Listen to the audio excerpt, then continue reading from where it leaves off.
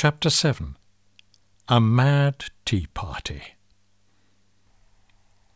There was a table set out under a tree in front of the house, and the March Hare and the Hatter were having tea at it. A dormouse was sitting between them, fast asleep, and the other two were using it as a cushion, resting their elbows on it, and talking over its head. "Very uncomfortable for the dormouse," thought Alice. "Only it's asleep, I suppose it doesn't mind." The table was a large one, but the three were all crowded together at one corner of it. "No room, no room," they cried out when they saw Alice coming. "There's plenty of room," said Alice indignantly, and she sat down in a large armchair at one end of the table.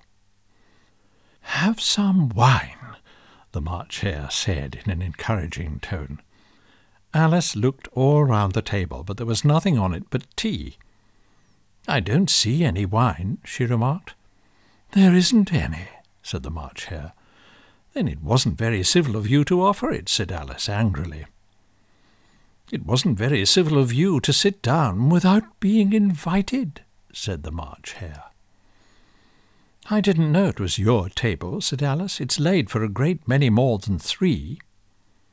"Your hair wants cutting," said the Hatter. He had been looking at Alice for some time with great curiosity, and this was his first speech.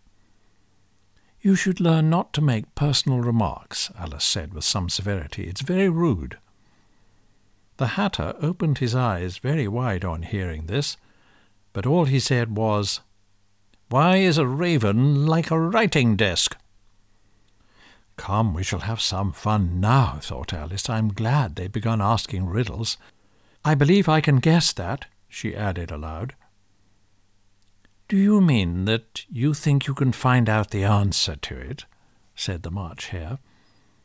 "Exactly so," said Alice. "Then you should say what you mean," the March Hare went on.